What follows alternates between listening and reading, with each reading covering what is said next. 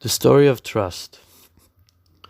Rabbi Nachman said, I told one other story about trust, and this is it.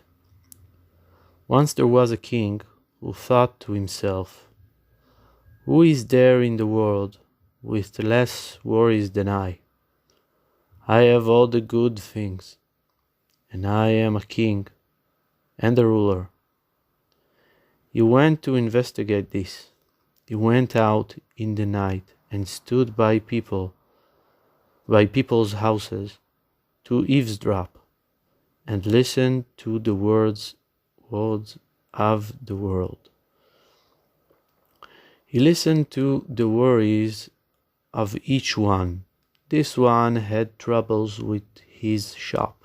Another had a problem for which he needed to see the king, and so with the worries of each one. After this, he went and saw a house that was partially submerged underground, its windows almost touching the ground, and the roof broken and collapsed. He saw a man sitting inside, playing a fiddle, but one had to listen very carefully to hear. He was very happy. He had a jug of wine sitting on the table before him. There were foods placed before him, and he was very happy, filled with joy, and without worries at all. The king entered the house and greeted him, and he answered. He saw the jug of wine and the foods, and how the man was filled with joy. The man invited him to drink, and he drank to the king. The king also drank, out of affection for the man. Then he lay down to sleep, and the king saw that he was totally joyful, without any worry. In the morning the king rose, and the man also rose and escorted him. Then the king asked him, How did you obtain all this? The man answered, I can fix all sorts of things that are broken. I go out in the morning and fix things, and when I have gathered enough money, 5 or 6 gold pieces, I buy all these foods and drinks for myself. When the king heard this, he thought to himself, I will sabotage this. So the king went and made a declaration that anyone who had something needing repair must not give it to any other man to repair. Either he must fix it himself or buy a new one. In the morning the man went looking for things to fix, but they told him about the ruling of the king. It was very difficult for him to accept, yet he trusted in God. He went and saw a nobleman chopping wood and asked him, Is this in accord with your honor? The man answered, I searched for someone to chop it for me, but could not find anyone, so I had to do it myself.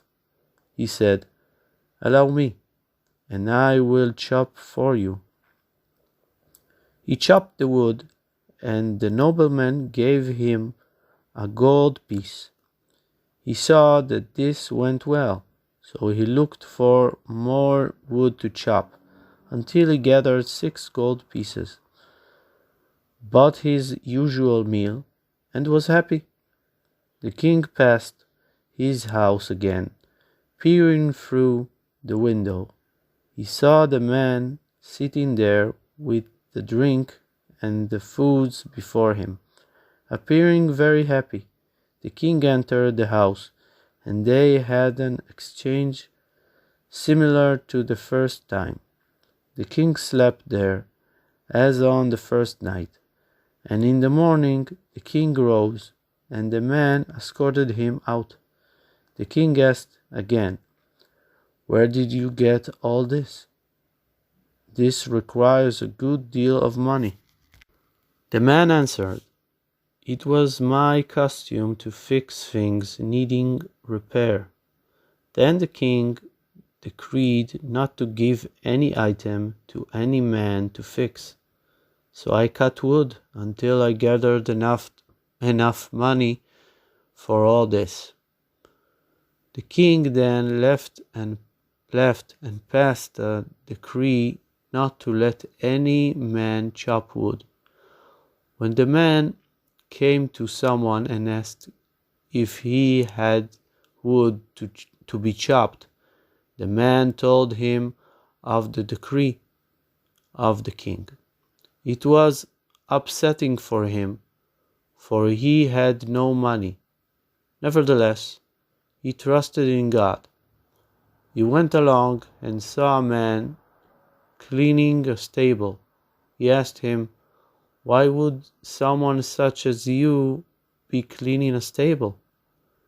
He replied, "I looked for someone to clean it, but could not find anyone, so I had to do it myself." He said to him, "Let me clean it." He cleaned it completely, and the man gave him 2 gold pieces. Then he went and cleaned other stables, gathered 6 gold pieces, bought his customary meal, went home, and was very happy. The king came again to his house to see how he had fared, and he again saw everything as before. He entered the house as before, and in the morning the man again escorted the king, and the king asked him, and he answered, "All as before." So the king went and decreed that no man should be allowed to clean a stable. In the morning the man went looking for stables to clean, and they told him of the king's newest decree. So the man went and enlisted as a soldier with the minister, who recruited soldiers for the king. There are soldiers who are enlisted mandatorily by the government, and there are other soldiers who are hired for a salary. He had himself hired, and he set conditions with the minister that he would not be enlisted permanently, rather on a daily basis.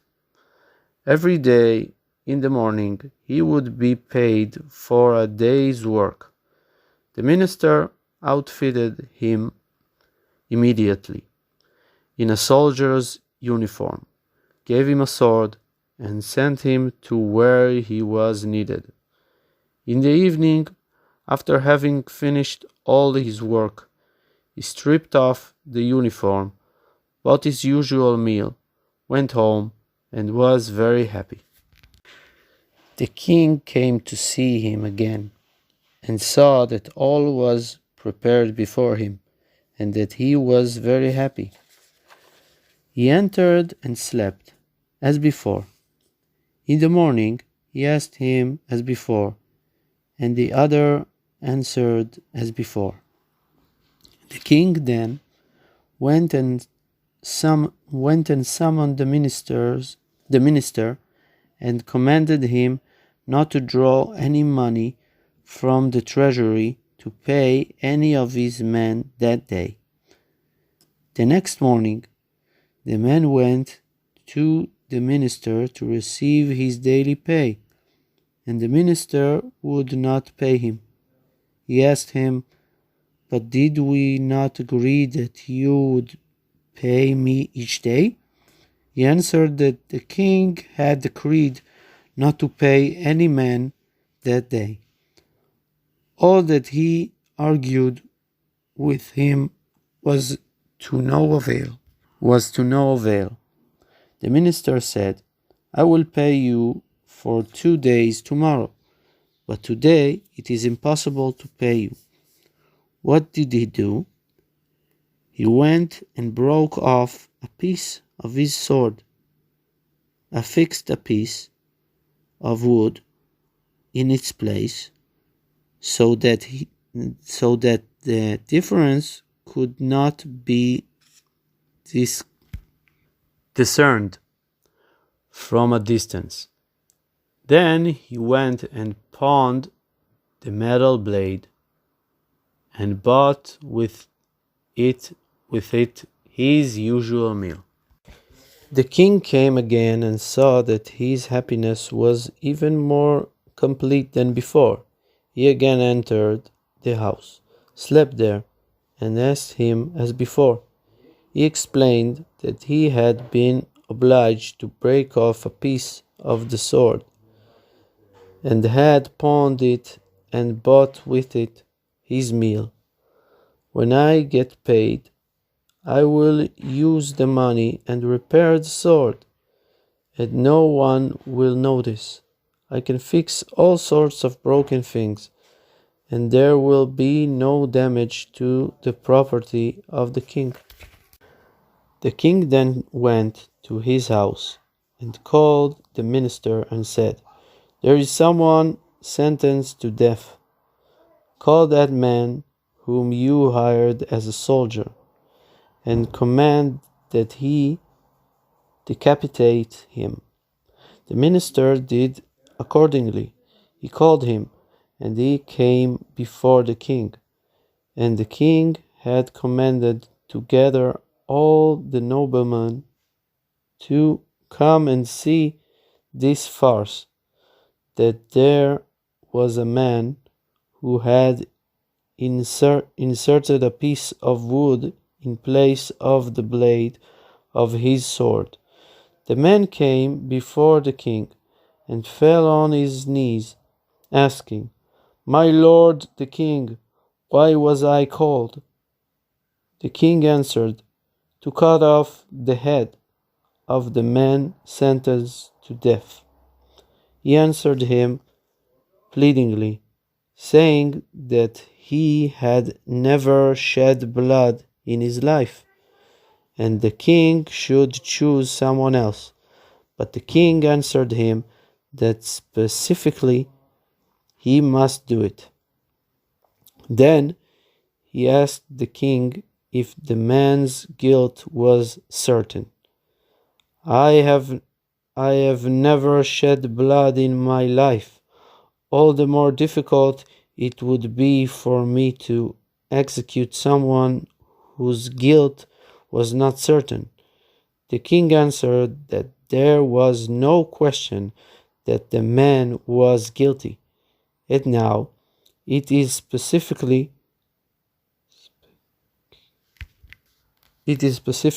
you who must execute him.